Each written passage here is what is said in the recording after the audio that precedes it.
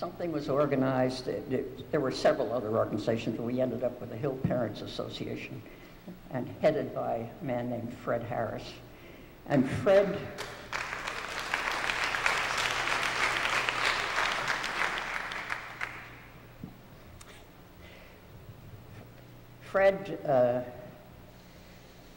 got the full wrath of not just the police department, but the entire establishment of New Haven, I think.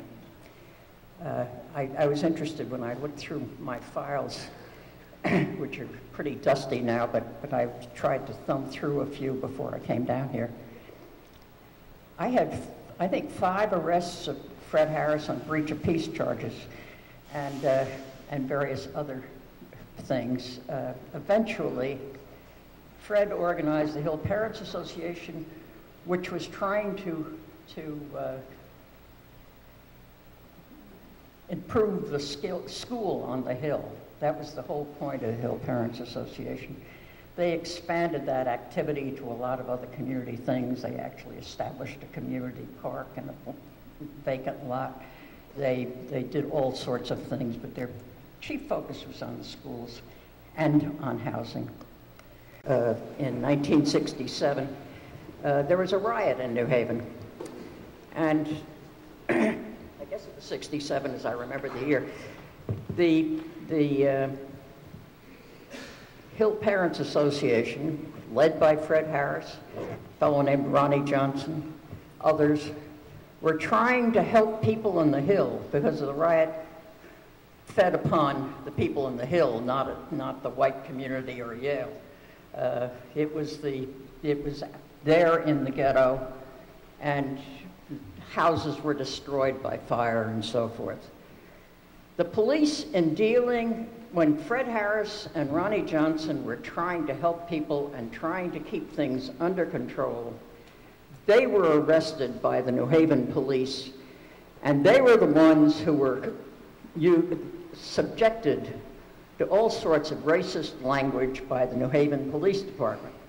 They didn't get cooperation from the police. They weren't considered someone who could be cooperative. Now, these weren't people with the dynamics of a Bobby Seale.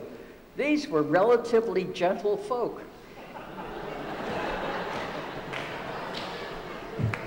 And that's the way the New Haven police treated them. And that's when you get more and more frustration. The Hill Parents Association and Louise Harris and Walter and some of the others participated in a petition, a welfare petition, a statewide petition to be presented to the Commissioner of Welfare, and people from all over the state, almost all black people, were in Hartford at the Welfare Commissioner's office to present a petition. The Welfare Commissioner did not see them. And at some point, the crowd got unruly. Who knows what started it, but in any event, each one of those leaders were admitted individually to the Welfare Commissioner's office and beaten up inside with billy clubs and other, I don't know what else was used, fists, I'm sure. The New Haven Police Department had its representatives at that little occasion in Hartford. It wasn't just the Hartford Police Department. And people who were beaten up were identified by the New Haven cops. And the bloodshed was so bad, they had to take the carpeting out of the Welfare Commissioner's office and replace it.